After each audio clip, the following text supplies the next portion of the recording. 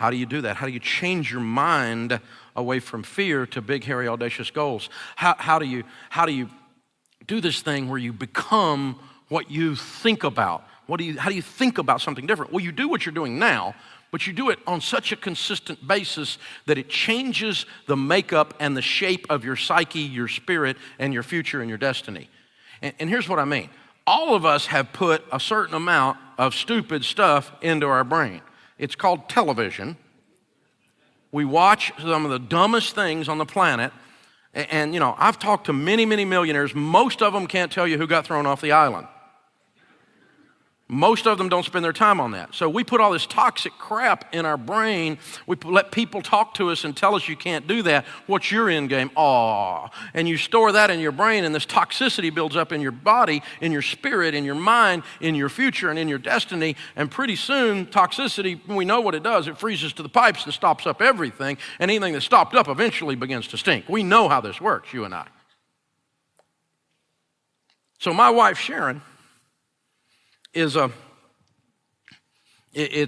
ridiculous. She's 56 years old, 57 years old now, and has zero body fat and is in incredible condition, which is both simultaneously shaming, since I'm not, and wonderful, since she's my wife.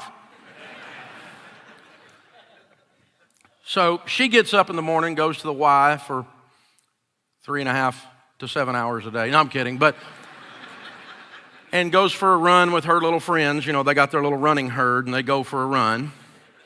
And women talk when they run. I just sweat and can't breathe when I run. So people run up alongside me and say, "How you doing?" I'm like, I just keep going, right? So I'm just happy to be here. Shut up. And then she comes home and goes to the Vitamix and begins to put stuff in this shake that human beings were not supposed to drink in a shake. God said so in Second Hesitations. What in the world? These things don't go together, not in a shake. And you're putting spinach and, you lost your mind. And then mixes this stuff up, and it turns into the equivalent of what is toxic waste in a cup. Drinks it, and then asks me a really dumb question. Want some? No, I don't want some. I'm not drinking that crap. No, thank you. There's something else that's like normal humans could. Oh, no. Well, she finishes it, and you know what it looks like. It looks like toxic waste has covered this thing, right? Kind of like happens in our spirits when we not careful and intentional about what we feed ourselves. Because you become what you think about. If you think you can or you think you can't, you're right. You got to be careful. You become who you hang around with. Your verbiage is the same. You use the same good words and the same bad words that they use. It's very interesting. She takes this toxic glass and sits it in the sink. You've done this. Turns on the hot water. Lets it run. Walks away. Goes, changes clothes, or does something around the house, whatever she's going to do, makes that different thing, makes something happen. And you know what happens, right? The clean, warm water, the good information that's life-changing enters, and you know what it does? It displaces or boils out in 1 minute and 16 seconds, if you fast forward the video, all of the toxins. The toxins boil out. The nuclear waste is gone.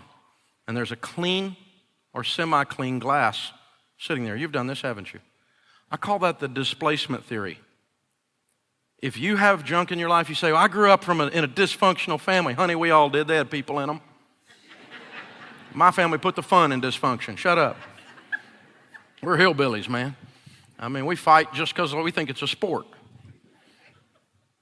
You got fun in dysfunction? You came up from a bad situation?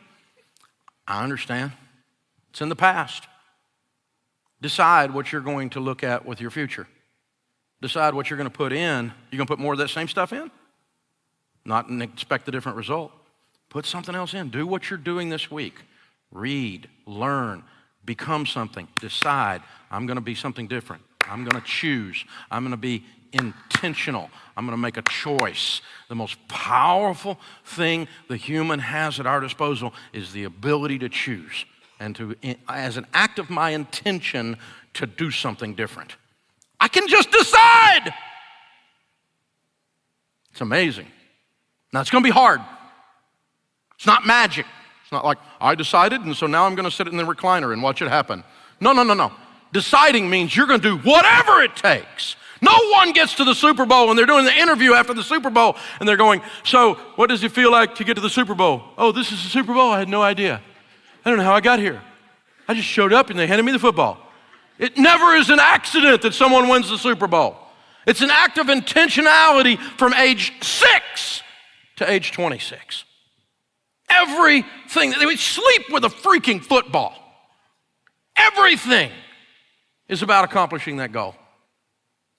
They pay whatever price, whatever they have to do to their bodies, and they become 0.5% of the public in the U.S. in terms of physical intelligence, and the things those men can do with their bodies to play in the NFL is unbelievable. The things they can do in midair and they're 375 pounds that you and I couldn't do off a trampoline. It's amazing, but it's complete and total intentionality and focus. You become what you think about. When things are mediocre, it was a choice. It was a subconscious choice. You didn't sit down and go, oh, let's just be half butt and write that down as our goal. We're going to be the half butt organization. That's our new mission statement. We are half butt. That's us. You're not going to do that. You don't do that actually. But what you do is you don't act on something on purpose, and by not doing that, you leave room for the other stuff in the glass. By not flushing the other stuff out. Belief creates action. And action causes results.